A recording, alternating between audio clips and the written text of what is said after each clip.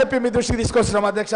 అదే కాదు అధ్యక్ష, ఇంకా అధ్యక్ష ఆయన ఏం మాట్లాడుతున్నారంటే ఉమ్మడి రాష్ట్రం లోపల మన ఆంధ్రప్రదేశ్కు జరిగినటువంటి ఆంధ్రప్రదేశ్ రాష్ట్రం ఉన్నప్పుడు కూడా జరిగిన తెలంగాణకు జరిగిన న్యాయం కంటే కూడా ఎక్కువ అన్యాయం ఈ యొక్క 10 ఏళ్లలో జరిగిందని చెప్తే దాన్ని వక్రీకరించి మాట్లాడుతున్నారు అధ్యక్ష. ఇది తగునా అధ్యక్ష? ఒక ముఖ్యమంత్రిగా ఉండి శాసనసభకు రాకుండా బయట ఎక్కడో ఉండి మన రాష్ట్రాన్ని అధోగతి పాల్పొందించి సుమారు 7 లక్షల కోట్ల రూపాయలు అప్పు చేసి ఆ యొక్క ప్రాజెక్టు కూడా ఈరోజు నిరవర్ధకంగా అయిపోయి నీళ్లు కూడా పారించలేని పరిస్థితిలో ఉండి మనమంతా కూడా అధ్యక్ష అప్పుడు మన వికారాబాద్, పరిగి, కొడంగల్, తాండూరు ప్రాంతాలకు నీళ్లు రావాలని అప్పుడు 3 ఎంపీలు, అప్పుడు రేవంత్ రెడ్డి గారు ముఖ్యమంత్రి గారు, ఇప్పుడు అదేవిధంగా ఉత్తమ్ కుమార్ రెడ్డి గారు నీటిపారుదల శాఖ మంత్రి గారు, అదేవిధంగా కోమటిరెడ్డి వెంకటరెడ్డి గారు, వారు 3 కూడా మన దగ్గర మన షాద్నగర్ పరిగికి మధ్య కొందుర్గు, పరిగి, లక్ష్మీదేవిపల్లి ప్రాజెక్టు కట్టాలని చెప్పి మనమంతా కూడా ఈ గత ప్రభుత్వంలో ఆ ప్రభుత్వం కట్టాలని చెప్పి మనం న్యాయబద్ధంగా డిమాండ్ చేసినాం అధ్యక్ష. న్యాయబద్ధంగా డిమాండ్ చేసిన ప్రాజెక్టులు వాళ్ళు చేవెళ్ల దగ్గర, చందిప దగ్గర ఆపేసే ప్రాజెక్ట్ అధ్యక్ష. కాంగ్రెస్ గవర్నమెంట్లో స్టార్ట్ అయిన ప్రాజెక్టులు మనం టన్నుల్లో దిగినాం అధ్యక్ష.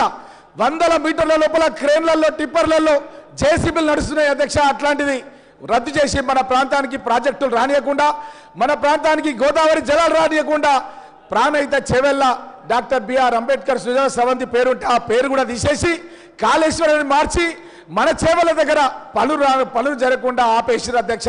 వీళ్ళ అధ్యక్ష మన ప్రాంతం గురించి, మన ప్రాజెక్టులలో జరిగినటువంటి అన్యాయం గురించి మాట్లాడే హక్కు వీళ్ళకు ఉందా అధ్యక్ష అని చెప్పి కోరుతున్నాను. అదేవిధంగా అధ్యక్ష రైతు బంధు గురించి మాట్లాడుతున్నారు అధ్యక్ష. ఎన్నికలకు 2-3 నెలల ముందే ఎన్నికల కమిషన్ దగ్గర పోయి మన కాంగ్రెస్ పార్టీ తరఫున పిసిసి అధ్యక్షులను రేవంత్ రెడ్డి గారు పంపించారు. నిజంగా మీకు చిత్తశుద్ధి ఉంటే ఎలక్షన్ కోడ్ చేయముందు వేయకండి, ఇప్పుడే వేయండి, మీరు రైతు బంధు వేయండి, మేము దానికి వ్యతిరేకం కాదని లిఖితపూర్వకంగా మా నాయకుడు అప్పుడు పిసిసి అధ్యక్షుడు ముఖ్యమంత్రి రేవంత్ రెడ్డి గారు లెటర్ పంపించాం అధ్యక్ష. ఇది అఫీషియల్ రికార్డ్స్ లో ఎలక్షన్ కమిషన్ దగ్గర ఉంది అధ్యక్ష. వాళ్ళు చిత్తశుద్ధి లేకుండా ఈ రోజు ఏదో మేము వేస్తలేమని చెప్పి 7 లక్షల కోట్ల రూపాయల అప్పులో పెట్టేసి మన రాష్ట్రాన్ని అధోగతి పాలించినటువంటి వీళ్ళు ఈ రోజు చాలా మంది అంటున్నారు అధ్యక్ష, ఈడ్సే మారేతో పత్తర్సే మారో అంటారు అధ్యక్ష. మా నాయకుడు అట్లా కాదు అధ్యక్ష, ఆ విధంగా కొట్టుమని రాళ్లతో కొట్టుమని చెప్తారు అధ్యక్ష మా నాయకుడు రేవంత్ రెడ్డి గారు. రేవంత్ రెడ్డి గారు ఏమంటుందంటే వాళ్ళు ఒక మాట మాట్లాడితే మాటకు కట్టుబడిన జవాబు ఇస్తాం, అప్పుడే ఒక మెసేజ్ పోతుంది. మనం కనుక ఈ విధంగా ఉంటే ఈ భాషకు ఎప్పుడు కూడా ఇంకా మళ్ళీ వాళ్ళు మార్చుకునే అవకాశం కూడా లేదు అధ్యక్ష. ఈ భాషను స్టార్ట్ చేసింది ఎవరు అధ్యక్ష? కేసీఆర్ గారు. ఏ సభలో అయినా సరే మహిళల్ని కూడా సన్యాసులను మాట్లాడింది అధ్యక్ష, విధవలను మాట్లాడింది అధ్యక్ష. ఈ విధంగా తెలంగాణ సమాజంలోనే కవులు, కళాకారులంతా కూడా బాధపడుతున్నారు అధ్యక్ష. ఒక ముఖ్యమంత్రిగా ఇంత అనుభవం ఉండి 80,000 పుస్తకాలు చదివారని చెప్పి మాట్లాడిన కె చంద్రశేఖరరావు గారు ఈ తెలంగాణ లోపల తెలుగు భాషను పూర్తిగా అధోగతి పట్టించినటువంటి వ్యక్తి ఈ రోజు శాసనసభ లోపల వాళ్ళ నాయకులు మాట్లాడుతున్నారు అధ్యక్ష. మేమేదో తప్పు అన్నట్టు మాట్లాడుతున్నారు అధ్యక్ష. వాళ్ళు ఎట్లా ఉందంటే వాళ్ళు చోరు ఉల్టా కొత్వాలకు దాటి అంటారు అధ్యక్ష. ఆ విధంగా దొంగే దొంగ దొంగ అన్నట్టుగా మాట్లాడుతున్నారు అధ్యక్ష. తిట్టన్ పోరా గాడి కొడక అన్నంట ఈ బీఆర్ఎస్ నాయకుల యొక్క విధానం ఆ విధంగా ఉంది అధ్యక్ష. వాళ్ళు తిడతారు, మళ్ళీ తిట్టన్ పోరా గాడి కొడక అంటారు. ఈ విధంగా వాళ్ళు మన రాష్ట్రం లోపల, తెలంగాణ లోపల పూర్తిగా మన భాషను పూర్తిగా తిరోగమనం చేసిన అధ్యక్ష.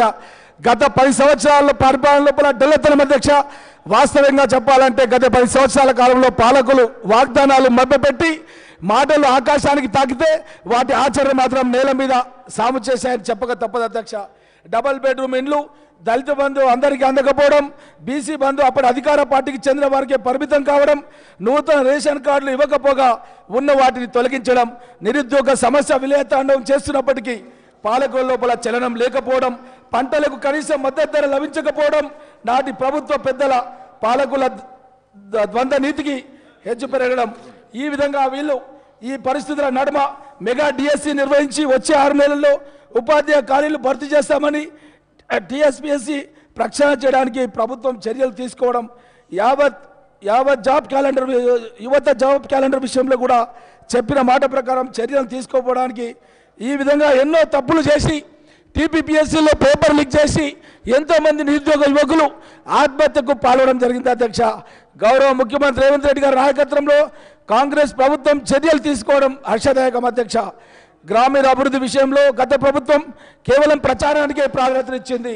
అంతేకాదు స్థానిక ప్రజాప్రతినిధులకు విలువ లేకుండా పోయింది. వారు గ్రామాల అభివృద్ధికి చేసిన పనులకు బిల్లులు ఇవ్వకుండా వారిని అప్పుల పాలు చేసి నానా అగచాట్లు పడేలా చేసింది. కావున అటువంటి అగచాట్లు పునరావృతం కాకుండా ఈ ప్రభుత్వం చర్యలు తీసుకోవాలని చెప్పి కోరుతున్నాం అధ్యక్ష. అదే అధ్యక్ష, రాష్ట్రం లోపల డ్రగ్స్ భూతాన్ని తరిమి కొట్టేందుకు కఠిన చర్యలు తీసుకునేందుకు రాష్ట్ర ప్రభుత్వం దృఢ నిశ్చయంతో ఉంది అధ్యక్ష. 2013 సంవత్సరం నుంచి అప్పటి యూపీఏ ప్రభుత్వం ప్రకటించిన ITIR ప్రాజెక్టు కార్యాచరణలోకి వచ్చే విధంగా చర్యలు తీసుకోమని